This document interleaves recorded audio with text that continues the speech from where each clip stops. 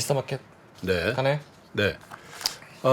헤드라인 한번 줘보십시오. 미스터 마켓 해드릴 텐데 오늘 사실 그 CS 관련된 뉴스 때문에 좀 덮일 수도 있는데 오늘 상당히 중요한 글로벌 이벤트 중에 하나가 시진핑이 오늘 러시아를 국빈 방문을 합니다. 예. 그러니까 푸틴과 정상회담을 하게 돼 있는데 20일부터 22일까지 러시아를 찾는다 이렇게 보도가 주말 가운데 나왔죠.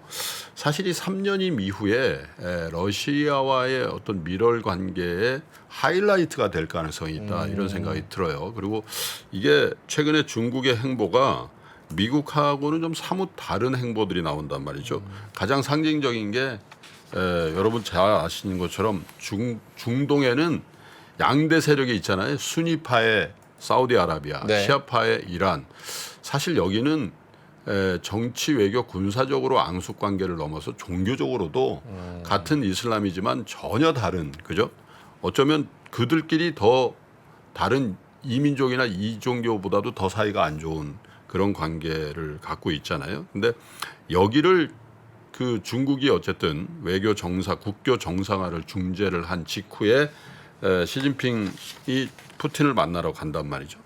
근데 이제 이런 거죠. 지금 그 CS 문제도 그렇고 SBB도 그렇고 지난주에도 제가 일관되이 말씀드린 게 네. 저게 그러면 하루 이틀 무슨 문제가 발생해서 예를 들면 뭐 CS만 하더라도 뭡니까 빌황이 운영했던 아케고군가요? 예. 거기에 너무 많은 대출해서 물론 그게 트리거링이 되긴 됐는데 그 외에도 여러 가지 투자들을 계속 실패한 거거든요.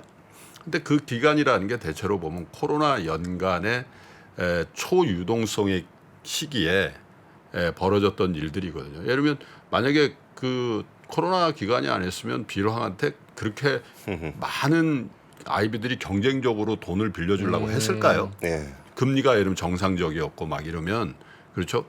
그래서 이게 최근에 벌어지고 있는 미국의 은행 문제 그리고 유럽의 은행 문제도 사실 코로나 연간에 각국 중앙 정부와 중앙은행이 과잉으로 풀었던 그 유동성의 과잉으로 인한 방만한 경영 뭐 그런 것들이 낳은 그리고 이제 뭐 방만하지 않았어도 그게 그 인플레이션을 유발했을 거 아닙니까? 초유동성이. 그 초유동성이 유발한 인플레이션의 뒤처리 과정에서 나오는 그런 거잖아요. 근데 큰 맥락에서 보면 사실 그 러시아와 중국 간의 밀월 관계도 그 러시아 우크라이나 전쟁으로 인한 부분도 있으나 사실은 이 인플레이션이 준 그 자유시장 경제와 그렇지 않은 세계의 어떤 분리가 굉장히 과격하게 일어난 거거든요. 예. 왜냐하면 그게 그 안에 또 유가도 관련이 있잖아요. 네. 그죠? 그래서 늘 말씀드리지만 러시아, 중국 또한 전제주의 국가죠. 왕조 국가인 어떻게 보면 사우디 그리고 또 전혀 다른 앙숙 관계지만 이란도 보시면 이란 내부에 얼마나 그 시위가 많았습니까? 근데 많은 사람들을 처형해 버리잖아요. 공개 처형해 버리거든요. 근데 그런 유의 정치 지도자들, 정치 레짐들이 한 그 단일 대우를 이루고 있는 모습이 나오는 거죠. 그리고 이제 바이든 정부를 비롯해서 일본, 영국, 프랑스 거기에는 한국도 이제 거기 편입돼 있고 그래서 어떻게 보면 뭐 사회주의 국가와 자본주의 국가 시장 경제 그 권역으로도 볼 수 있지만 전체주의 전제 국가와 그렇지 않은 자유주의 국가의 굉장히 강한 뭔가가 갈등적인 요소들이 이렇게 굉장히 임박해가는 그런 모습들이 나오고 그래서 시진핑이 가서 분명히 이제 종전에 대한 얘기들을 꺼낼 거라고 저는 봐요. 종전해야 됩니다.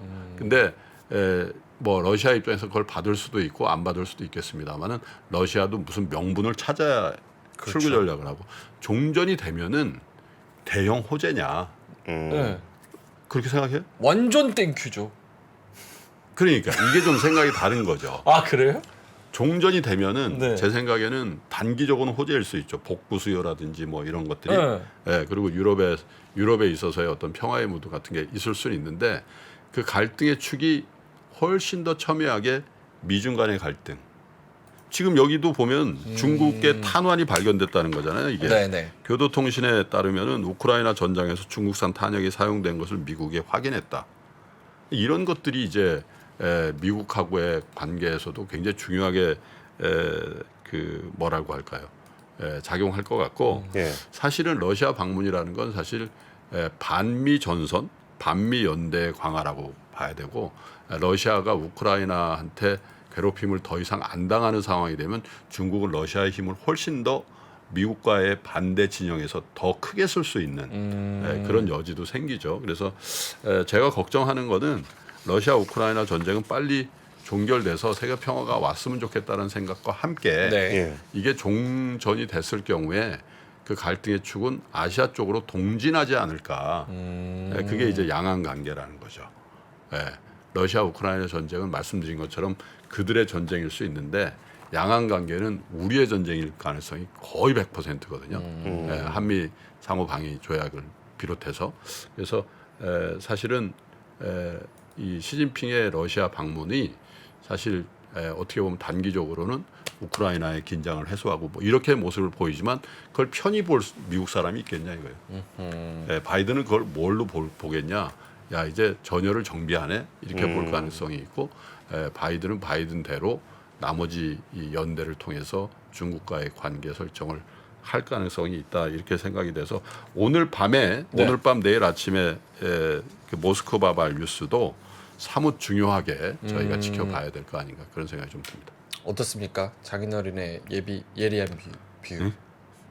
무슨 어른? 장인어른 예리한 뷰. 네.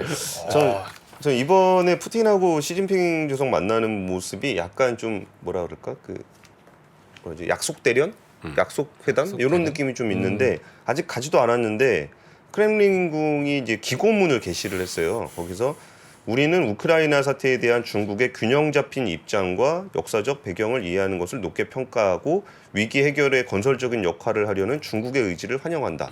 그러니까 중국이 지금 우크라이나하고 러시아의 전쟁을 중재할 수 있는 입장인지 사실 잘 모르겠거든요.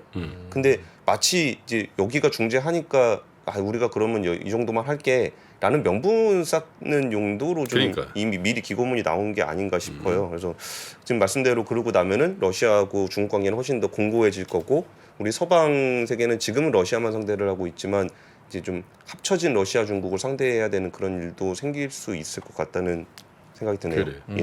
네, 자, 알겠습니다. 보내드려야 되나요? 그럼요. 네. 아쉬우세요?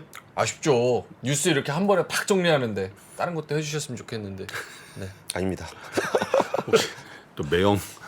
아 그리고 권순우 팀장님이 밖에서는 엄청 날카로우시더라고요. 네. 카리스마 있고. 안에서는요. 안에서는 이제 딱 웃으시면서 스마일리하게. 이 이상 어떻게 카리스마 있어요?